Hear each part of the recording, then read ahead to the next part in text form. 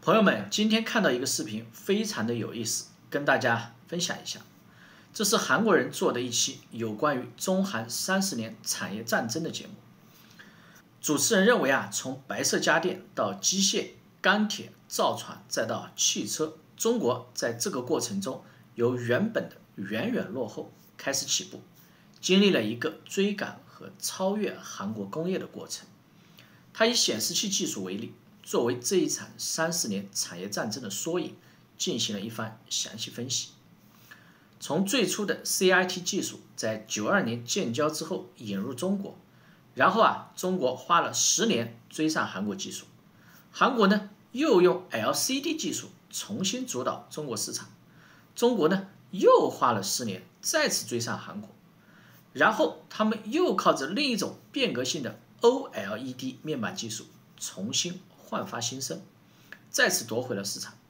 中国又花了10年，在今年2024年的上半年再次打败韩国，市占率抢占了头把交椅。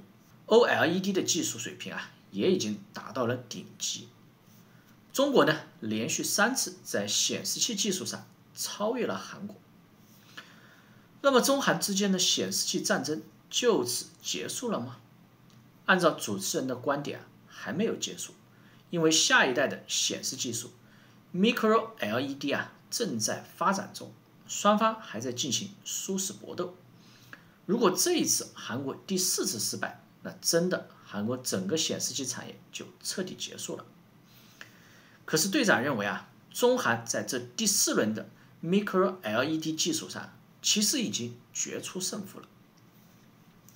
因为这一次我们发展 Micro LED 技术的时间比韩国还要早，在现有的技术储备上没有代差。韩国已经失去了先发优势，现在它的资金投入不如中国多，下游的手机客户也不如中国多，它的工程师不如中国多，当下的技术水平也不比中国强，林林总总全部都处于劣势的情况下，在这第4轮的竞争中，怎么可能战胜我们？我们来看一下这一段7分钟的视频。视频结束之后，队长会聊几句自己的看法。 2010년대 10년 내내 30년 전쟁은 계속됩니다. BOE 등 중국 기업은 정부 돈을 끌어와 공장을 짓고 한국 인재를 빼갔습니다.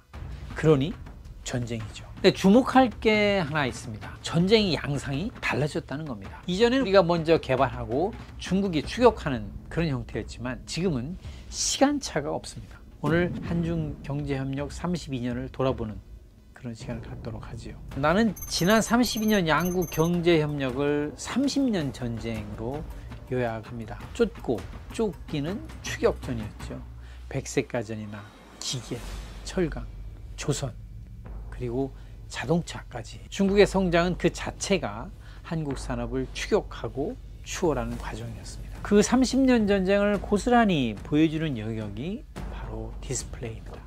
그 전쟁의 시작은 TV나 PC 등에 쓰이는 CRT, 브라운관 모니터였습니다. 우리 기업은 1992년 수교와 함께 중국에 진출했고 한때 중국 시장의 약 70%를 먹기도 했습니다. 중국 기업이 한국 기업의 기술을 배우기 시작합니다. 그 시장을 한국에 줄 수 없다라는 생각에서 그들은 10년 거세게 기술 추격을 하게 됐고 2000년대 중반 한국 CRT 기술을 거의 따라잡을 수 있었습니다. 그 위기의 순간 우리는 LCD로 갈아탑니다. 평판 모니터로 다시 중국 시장을 주도할 수 있었죠.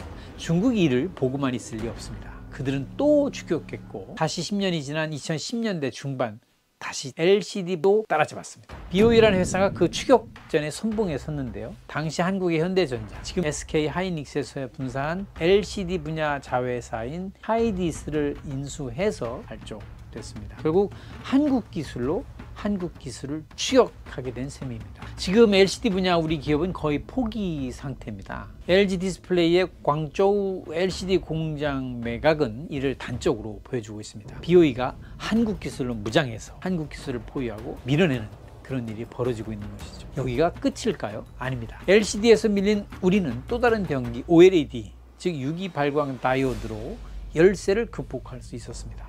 물론 중국은 집요했죠. 그렇다면 지금 디스플레이 전선의 전황은 어떨까요? 빼앗겼습니다. 우리는 올 상반기 스마트폰, 태블릿용 중소형 OLED 시장 1위 자리를 결국 중국에 넘겨줘야 했습니다. 이 기간 중국의 세계시장 점유율은 50.7%인데 비해서 삼성, LG 등 한국 기업 점유율은 49.3%에 그쳤습니다. 중국은 10%포인트 늘었고 우리는 꼭 그만큼 빠졌습니다. 업계에서는 OLED 전선도 위험하다라는 얘기가 나옵니다. 국내 업체의 글로벌 시장 점유율이 크게 줄어든 가장 큰 이유는 중국 스마트폰 회사들이 자국 OLED 모니터 부품을 쓰기 때문입니다. 화웨이나 샤오미, 오포, 비포 등 중국 스마트폰 메이커들은 이제 BOE 등 자국 브랜드 OLED만을 씁니다. 자국 기술도 충분하다고 판단한 것이죠. 이 얘기는 곧 중국이 OLED 추격에 성공했음을 보여주고 있습니다. OLED 추월이 갖는 의미는 단순히 디스플레이 제품에서 그치지 않습니다. 이는 한국의 스마트폰 관련 산업 전체와 관련된 사안이기도 합니다. 이런 식이에요. 삼성의 글로벌 스마트폰 시장 점유율은 대략 20% 안팎에 이르고 있습니다. 그러나 중국에서는 존재감이 거의 없어요. 1% 점유율에도 미치지 못하고 있습니다. 그렇다고 해서 중국 스마트폰 시장이 완전히 우리에게서 멀어진 것은 아닙니다. 우리는 중국 스마트폰 메이커에게 OLED 모니터라고는 중간재를 판매할 수 있었기 때문이지요. 우리는 스마트폰에 들어가는 칩을 팔고 카메라 모듈을 팔고 디스플레이를 팔았습니다. 그게 지난 30여 년간 한국과 중국에서 형성되었던 중간재 교역의 묘미이기도 합니다. 중국이 OLED 기술 추격에 성공했다는 것은 곧 그동안 중간재 교육으로 누렸던 우리의 시장 이점이 사라졌다는 것을 뜻합니다. 중국 스마트폰 시장은 최종재뿐만 아니라 중간재 시장에서도 우리와 멀어지고 있음을 보여주는 것이지요. OLED 뿐이겠습니까? 아까 얘기했듯이 중국의 산업기술은 백색 가전에서 시작해서 조선, 자동차 등에 이르기까지 차례로 한국 산업기술을 따라잡았습니다. 이젠 반도체마저 넘보고 있는 실정입니다. 우리 정부조차 한중 기술 수준이 역전됐다고 공식 인정했을 정도입니다. 전기차, IoT, AI 등 미래 산업 분야에서는 오히려 중국이 한국보다 저 멀리 앞서 뛰고 있습니다. 이제는 심지어 중간재도 중국이 잘합니다. 오히려 중국의 중간재를 우리가 수입해서 가공해야 할 판입니다. 자, 그러면 여기서 주저앉고 말 것인가요? 이대로 잡힐 것인가요? 아닙니다. 다시 OLED 분야로 돌아가 보겠습니다. 업계는 차세대 디스플레이로 주목을 받고 있는 마이크로 LED에 기대를 걸고 있습니다. OLED를 새로운 우리의 병기로 키우고 있는 것이죠. LG, 삼성 등 각 기업들은 기술 선점을 위해서 고군분투 힘겨운 싸움을 벌이고 있습니다. 여기서 밀리면 디스플레이 시장도 끝이다 라는 위기감이 번지고 있는 것이죠. 다시 판을 바꿔서 도전하려는 노력이기도 합니다. 중국은 2021년 마이크로 LED를 국가 육성 기술 항목으로 채택하고 지원을 아끼지 않고 있습니다. 올 2월 중국 공업정보화부, 과학기부, 교육부 등 7개 부처가 공동으로 발표한 미래산업 혁신발전 지원 의견은 오는 2027년까지 마이크로 LED 기술을 세계 최고 수준에 올려놓겠다라고 밝히고 있습니다. 우리보다 오히려 먼저 이 분야 치고 나가고 있는 양상입니다. 디스플레이 분야는 30년 전쟁에서 살아남은 거의 유일한 분야이기도 합니다. 반도체와 함께 아직은 우리가 독보적인 경쟁력을 지키고 있는 분야 기도 하죠. 사실 이 둘을 제외하면 이제 남은 부분은 많지 않습니다. 이 전쟁에서 지면 그 산업은 여지없이 위기를 맞습니다. 지금 석유화학업계의 상황이 그렇습니다. 지켜야 한다는 것이죠. 디스플레이 업계가 마이크로 LED 기술로 다시 판을 흔들려 하듯이 다른 업계 역시 새로운 패러다임의 기술로 중국의 추격을 따돌려야 합니다. 전쟁입니다. 중국은 정부와 기업이 똘똘 뭉쳐 달려들고 있습니다. 우리 역시 정부와 기업이 전열을 가다듬어 대응해야 합니다. 이 전쟁의 패배는 산업 종속을 의미하기 때문입니다. 队长站在主持人的角度，设身处地的以韩国人的视角思考了一下，顿时觉得毛骨悚然，感觉中国是一个非常可怕的存在。中国可以从那么落后的程度，连续3次从零追赶上了韩国，就像是一个永远也打不死的小强，甚至在第4轮终于实现了反超。某种意义上来说中国已经彻底占领并且掀翻了显示器行业的王者，未来的霸主跟韩国已经没有关系了。而更可怕的是，显示器它只是众多产业领域中的一个，其他的领域比如化工、造船、钢铁、家电、手机、汽车等等，但凡是韩国的支柱产业全部都被中国无情的碾压。韩国人会有一种悲剧感和宿命感，面对中国时似乎只能是束手无策。他们当然会提出各种各样的应对措施，可是扪心自问我们都知道这些措施都是防御性的，都只能相对的缓解困境，而不能真正的帮助他们战胜中国。中韩之间重叠的产业有很多，可是因为中国的工业体量极其庞大，这些所谓的很多产业是韩国人的全部，但只是中国众多产业的一小部分。丢掉它们对于中国不会伤筋动骨，可是对于韩国来说，那就是灭顶打击。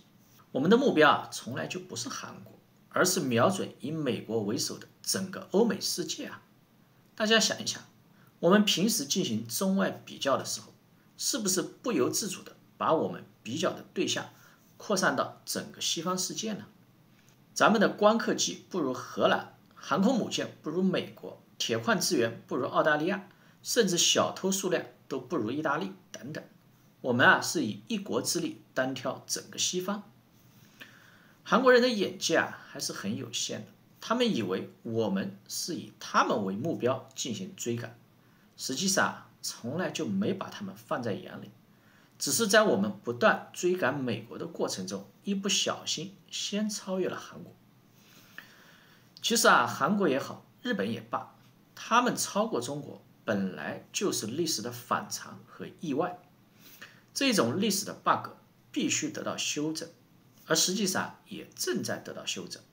韩国今天的处境其实并不让人意外，它只是日本失落30年，产业不断被中韩击溃的历史再现。